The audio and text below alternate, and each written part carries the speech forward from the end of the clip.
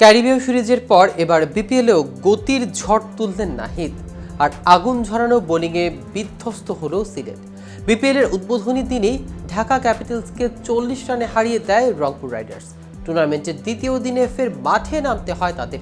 সামনে প্রথম ম্যাচে মাঠে নামা সিলেট স্ট্রাইকার্স, তবে টানা 2 দিনের খেলার ধকল সয়েও ফের জয় ছিনিয়ে নিয়েছেন নুরুল হাসান সোহানের দল। এবার সিলেটকে তারা গুড়িয়ে দিয়েছে 34 রানে।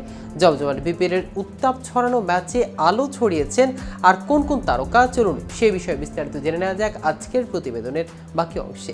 কেটিভি ক্রিকেট চ্যানেল থেকে আপনাদের সাথে আছি আমি মাহমুদুর রহমান সিয়াম। সিলেটের সামনে লক্ষ্য খুব বড় ছিল না। টি-20 ক্রিকেটে 156 রানের লক্ষ্য মোটেও ভয় ধরানো কিছুই নয়। তবে এই লক্ষ্য পেরিয়ে বুকে কাঁপন ধরেছে সিলেটের। দলটির 11 ব্যাটারের মধ্যে 2 অঙ্ক ছুঁতে পেরেছে 3 ব্যাটার।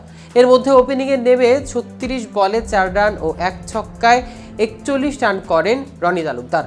তবে সিলেটের অন্য ব্যাটাররা তাকে মোটেও সঙ্গ দিতে পারেনি। দলটির পক্ষে দ্বিতীয় সর্বোচ্চ স্কোরের দেখা পাওয়া জাকের আলী 24 রান করতে খরচ করেছে 33 বল। রংপুরের তরুণ পেসার নাহিদ রানা 27 রান খরচায় 4 উইকেট তুলে নেন। 2টি করে উইকেট পান মোহাম্মদ শফিউদ্দিন ও খুশদিল শাহ।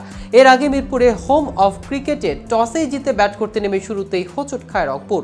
পাওয়ার প্লের মধ্যে 28 রান তুলতে দলটির টপ অর্ডারের 3 ব্যাটার সাজঘরের পথ ধরেন। 2 ওপেনার স্টিভেন টেলর 12 এবং অ্যালেক্স হেলস 8 রানে ফেরেন।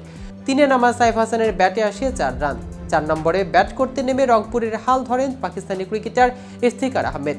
প্রথম চতুর্থ উইকেটে স্বদেশি খুশদিল শাহ সঙ্গে 41 ও পরে পঞ্চম উইকেটে রংপুরের অধিনায়ক নুরুল হাসান সোহানের সঙ্গে 65 রানের জুটি গড়ে শুরুর ধাক্কা সামলে দিয়ে দলকে লড়ুকে স্কোরের পথে এগিয়ে দেন তিনি।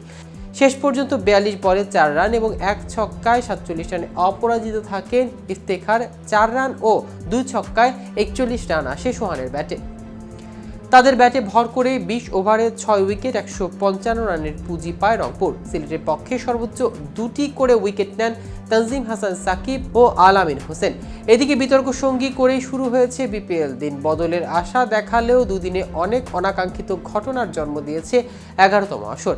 টিকিট নিয়ে ভোগান্তি কিংবা আনুষ্ঠানিক ফটো সেশন না হওয়ায় এমন সব ঘটনার প্রশ্নবিদ্ধ হয়েছে বিসিবি। এবার অফিসিয়ালি হেলমেট প্যাড ছাড়াই চিটাগাং কিংসের ম্যাচ খেলা নিয়ে সমালোচনা শেষ নেই। সাকিব আল হাসান, মাশরাফি বিন মুর্তজা সহ অনেকেই বিপিএলে মান নিয়ে প্রশ্ন তুলেছেন বারবার, তবে সেটা আগের কথা। এবার বিপিএল নিয়ে উচ্চাশা ছিল সবার, কিন্তু সেই একই চিত্র। 11তম আসরের আগে কনসার্ট আয়োজনে কোটি কোটি টাকা খরচ করেছে বিসিবি, তবে সেদিকে বেশি মনোযোগ দিতে গিয়ে ভুলে গেছেন তুলনামূলক গুরুত্বপূর্ণ কিছু বিষয়। টিকিট নিয়ে 29 ও 30 ডিসেম্বর চরম ভোগান্তি পোহাতে হয়েছে আইনশৃঙ্খলা বাহিনীর সঙ্গে ধাওয়া পাল্টা ধাওয়া, স্টেডিয়ামের গেট ভেঙে ফেলা সহ দুদিন উত্তেজনায় ছিল চরমে। টিকিট নিয়ে লঙ্কা কাণ্ডের আড়াল থেকে গেছে আরও বড় ঘটনা। অভিযোগ রয়েছে প্লেয়ারদের পারিশ্রমিক পরিশোধ করেনি বেশিরভাগ দল, এমনকি জামানতের অর্থও নিশ্চিত করেনি সব ফ্র্যাঞ্চাইজি। তো ভিউয়ার্স, ভিডিওটি সম্পর্কে আপনাদের কোনো মতামত থাকলে আমাদের কমেন্ট করে জানাতে পারেন। সাথে সাথে নিয়মিত ক্রিকেট আপডেট পেতে কেটিভি ক্রিকেটের সাথে থাকুন। ধন্যবাদ সবাইকে।